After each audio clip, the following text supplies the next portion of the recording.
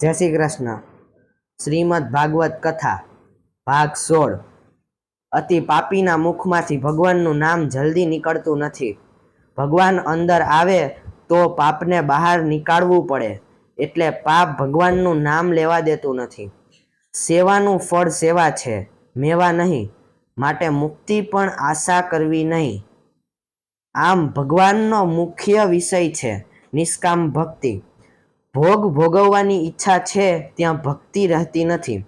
ભોગ અને ભક્તિ કરે તેને ભગવાન વહાલા નથી, સંસાર વહાલો છે. ભોગ માટે ભક્તિ નહીં, ભગવાનને માટે ભક્તિ કરો. ભક્તિનું ફળ ભોગ નહીં, ભગવાન છે. ઠાકોરજી મારું કામ કરે એવો વિચાર કરે તેને વૈષ્ણવ કેમ કહેવાય? ભગવાન પાસે કોઈ પુત્ર માગે છે, કોઈ ધન માગે છે. ભગવાન કહે છે કે પોતાનું કામ મારા મારફત, વાહ, આ તો એમનું કામ મારી પાસે કરાવવા માગે છે. સાચો વૈષ્ણવ તો કહેશે, મારી આંખ, મારી બુદ્ધિ, મારું મન, મારું બધું હું આપને સમર્પણ કરવા માંગુ છું. વૈષ્ણવો પ્રભુ પાસે મુક્તિ પણ માગતા નથી. મને દર્શન આપો એમ પણ કહેતા નથી. માગવાથી પ્રેમનો ભંગ થાય છે, પ્રેમ ઓછો થાય છે. માટે ભગવાન પાસે કંઈ માગશો નહીં. શ્રી રામચંદ્રજીનો રાજ્યાભિષેક થાય પછી તેઓ દરેક વાનરને ભેટ સોગાદ આપીને નવાજેશ કરે છે, પરંતુ હનુમાનજીને તેઓ કાંઈ આપતા નથી. આ જોઈને સીતાજી કહે, આ હનુમાનજીને પણ કાંઈક આપીને આપો ને. રામજી કહે કે હનુમાનને હું શું આપું? હનુમાનના ઉપકારનો બદલો મારાથી વળી શકે એમ નથી. શુદ્ધ પ્રેમમાં લેવાની નહીં, આપવાની ભાવના થાય છે. મોહ ભોગ માચે છે, જ્યારે પ્રેમ ભોગ આપે છે. પ્રેમની અંદર માગણી ન હોય, પ્રેમની અંદર માગણી આવે એટલે સાચો પ્રેમ ગયો સમજવો. ભક્તિની અંદર માગો તે માગેલી વસ્તુ મળશે ખરી, પણ ભગવાન જશે, આપવા વાળો જશે. ભગવાન ગીતામાં કહે છે કે દેવના ભક્તો દેવની પૂજા કરે છે, તેઓ પણ તેનું ફળ પામે છે ને મારા ભક્તો મને પામે છે. ભગવાન પાસે જેટલું માગશો તેટલું તે આપશે, પણ પ્રભુ પાસે માગશો તો પ્રેમ ઓછો થશે. વ્યવહારની અંદર પણ એક મિત્ર બીજા પાસે ન માગે ત્યાં સુધી બે વચ્ચે પ્રેમ રહે છે.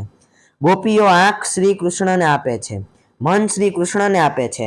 કહે છે કે મારે કંઈ માગવું નથી, મારું સર્વસ્વ મારે શ્રી કૃષ્ણને આપવું છે. એમ માનો પ્રભુએ મને ઘણું આપ્યું છે. ઠાકોરજીએ ઓછું આપ્યું હોય તો માનવું કે મારા ઠાકોરજી પરિપૂર્ણ છે, પણ મારી લાયકાત નથી એટલે ઓછું આપ્યું છે.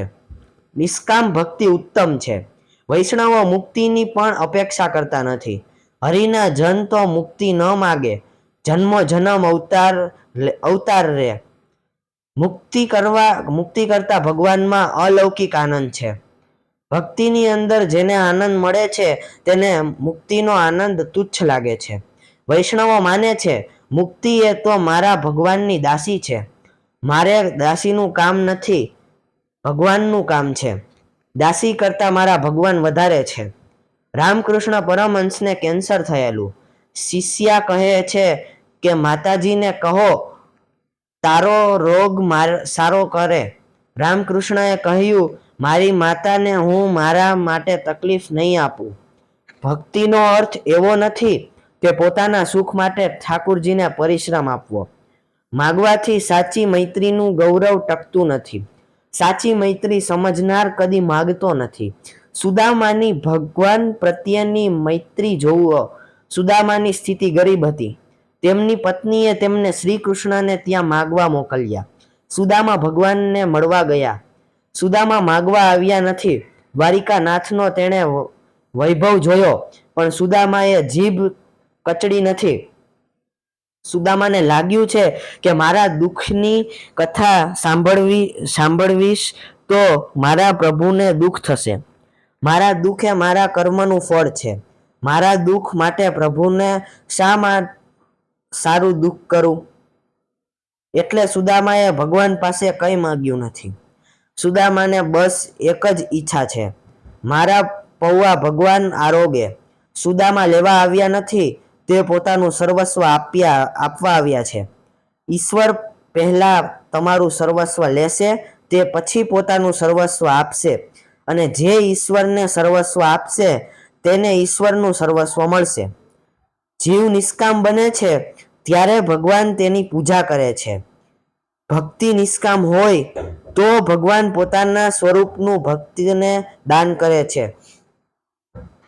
જીવ જ્યારે જીવપણું છોડીને ઈશ્વરના દ્વારે જાય ત્યારે ઈશ્વર પણ ઈશ્વરપણું ભૂલે છે.